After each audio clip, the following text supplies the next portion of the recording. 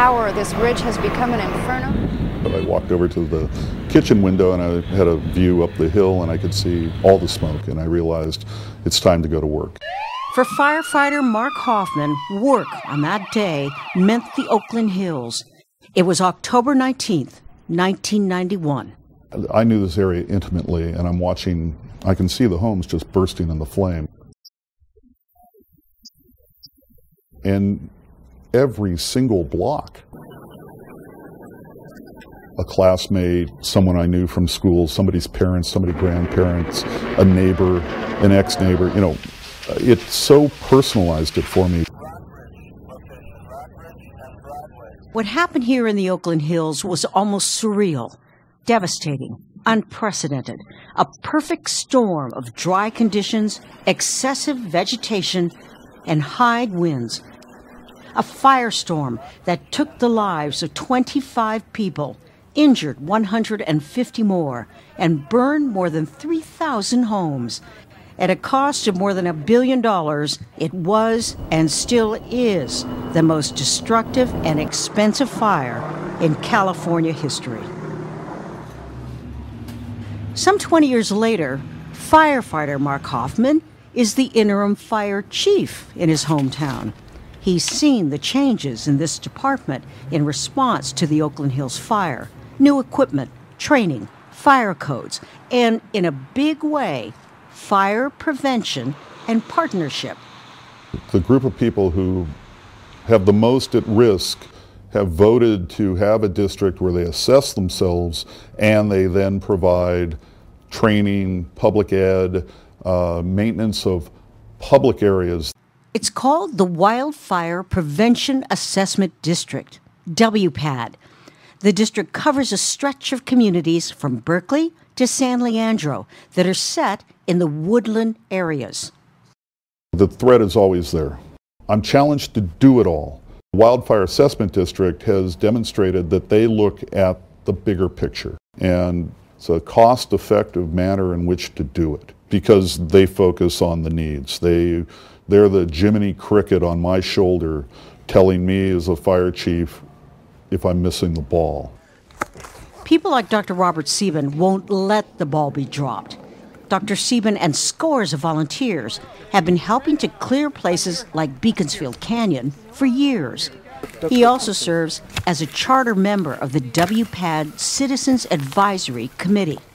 You can't do anything about the topography, you can't do anything about the weather, but the plants that are being protected in this canyon are much less prone to fire. They tend to stay greener, and they don't have the flash fuels that you get with the grass.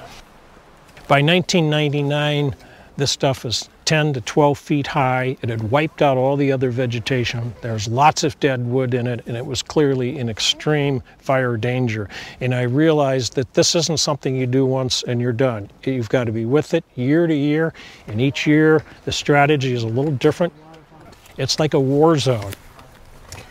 The cost for residents in this war zone, $65 a year. The WPAD assessment comes as part of your property tax bill. Dr. Sieben says that yearly total of about $1.8 million goes a long way, especially during tough times. I've seen a lot of people that say, well, I have fire insurance, why do I need to pay for the assessment and so forth. The problem with the insurance is it doesn't keep the fire from happening in the first place. No matter what happens to the economy, this fire protection activity and the management of vegetation is going to be sustained. Partnerships like these have made a huge difference to Assistant Fire Marshal Leroy Griffin, whose #1 job is fire safety, prevention, and enforcement. The citizens group came to us and they says, hey, we got an idea. You do the heavy lifting for us and we'll maintain it. So we started working on these community partnerships between the Wildfire District and the rest of the neighborhood groups. And in the end, it was a trade-off. I will give you your rustic beauty if you give me my defensible space. In addition to heavy equipment, Griffin also turns to an unsung group that does their part. In the open spaces where we have a lot of brush and grass, we graze. But the city has 3,500 employees that come in each year and graze the open space grassland areas. The strategy is making a difference. In 91, we wouldn't be able to do this because walk just like this through here, because it was these hills were so thick with scrub, brush, acacia. So that meant when you did get a fire, somebody tosses a cigarette from that street out there, it gets in here, it would run up the hill. If this plant caught fire, the flame that's produced by this plant would be less than 8 foot. So that means I could put somebody higher than this plant to fight, either protect the structures on the other side or fight the fire down, or even vice versa coming up the hill slope. And we try to space plants out, so if this bush caught a fire, the worst that would happen is the grasses would catch. But these are slow moving. Whether it's the median strip on Skyline, Shepherd Canyon, Chabot Science Center, or countless other projects in high-risk areas, Griffin says without WPAD assessment funds, it simply wouldn't happen. I would not be able to do the work that we're doing right now. I'm going to be 100% honest. That is crucial to getting the work done. To use an old saying, you know, it takes a village to raise a child. It takes a neighborhood to protect a neighborhood. This is another way neighbors protect their own. The chipping program, that's one of our most successful aspects of the vegetation management program. You cut it, we'll come get it. It's an unlimited service, all covered by WPAD assessment. Today, they're chipping at Chuck Bowe's house. In the past, before the assessment district, I'd cut limbs and then I have to spend 2 or 3 weeks cutting them up into small pieces and putting them in the green bin so they would get recycled. Or I had to call a chipping company to come out and chip, and that cost me several $100s.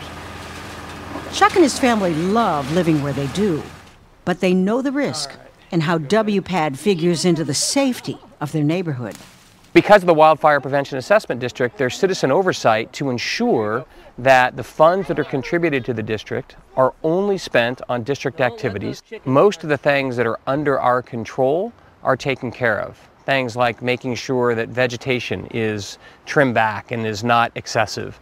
Making sure that education and outreach is done so that homeowners know how to prepare for a fire, what to do in case of a fire, and then the coordination between all the different, municipalities. Chuck is also an advocate, serving on WPAD's Citizen Advisory Committee.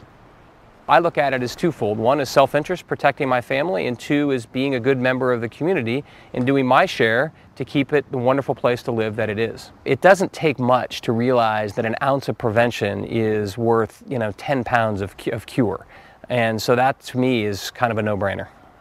But time and turnover may be a factor. More than 70% of the people who now live in the district were not here in 1991.